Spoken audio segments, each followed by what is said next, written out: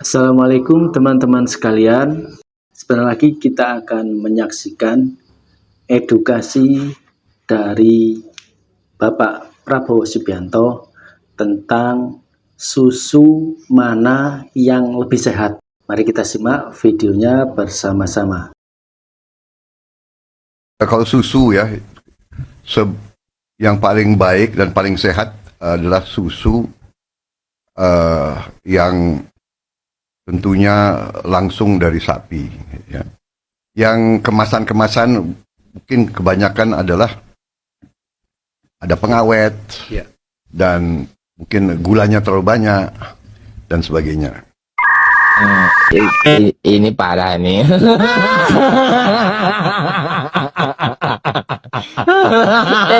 Tenang. Kalau kita punya kehendak, ya kita harus perbanyak kita punya populasi sapi di Indonesia. Ya kan?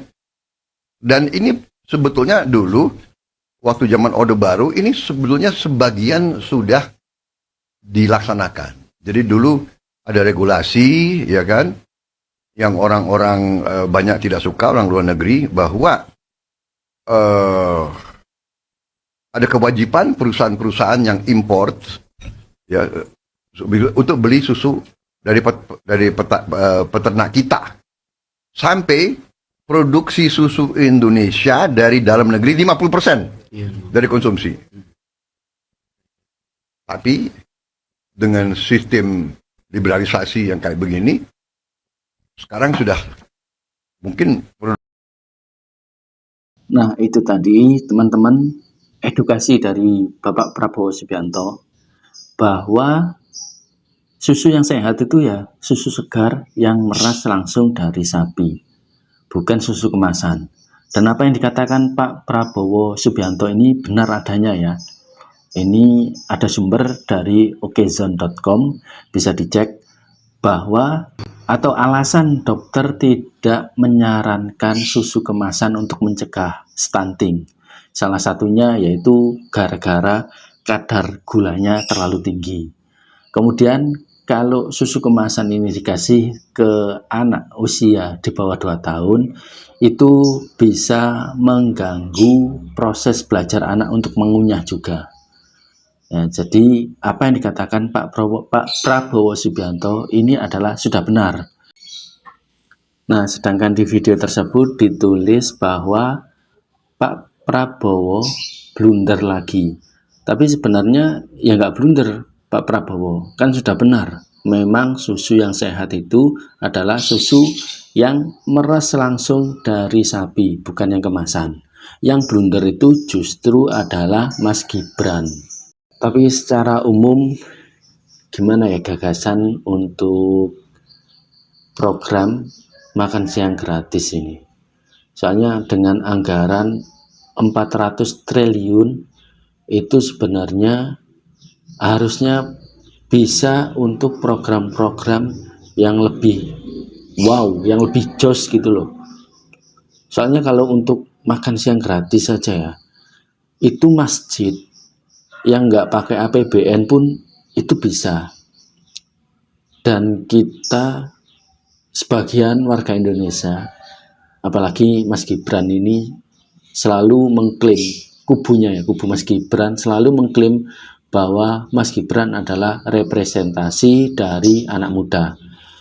Kita anak muda itu harapannya ya mewakili representasi anak muda secara substansi ya, bukan secara simbolis. Kalau secara simbolis ini ya usia muda gitu aja dianggap mewakili.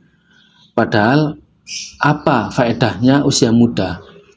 Misalkan ya ada capres atau paslon usianya muda tetapi gagasannya jelek, program-programnya jelek dibandingkan paslon yang lebih tua usianya tapi gagasannya itu benar-benar jos, gagasannya itu benar-benar wow gitu, benar-benar menggebrak gitu,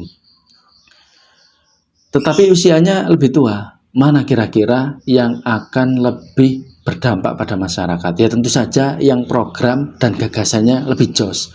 Karena kalau modal usia muda saja dan programnya jelek, ya dampaknya ke masyarakat nggak terlalu bagus. Maka dari itu kalau mengklaim representasi dari anak muda, harusnya itu secara substansi. Harusnya kalau anak muda itu pikirannya kan lebih terbuka dari yang mungkin usianya sudah jauh lebih tua.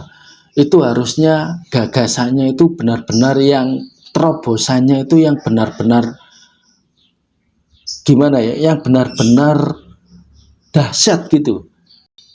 Nah, kalau masalah stunting, mengatasi stunting yang kita baca dari beberapa referensi itu dimulai dari ibu hamil. Kemudian setelah anak lahir, itu di masa-masa awal, di bawah 2 tahun itu yang terpenting. Nah, kalau seperti itu kenapa tidak dimaksimalkan posyandu ya?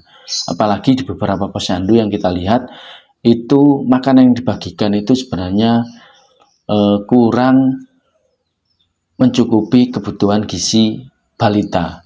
Kenapa tidak dimaksimalkan posyandu? Soalnya kalau posyandu ini dimaksimalkan tentu saja anggarannya itu lebih sedikit daripada 400 triliun per tahun. Soalnya yang betul-betul difokuskan untuk mengatasi stunting itu ya memang yang saat di usia balita, ibu hamil dan balita. Sekian untuk video kali ini. Wassalamualaikum.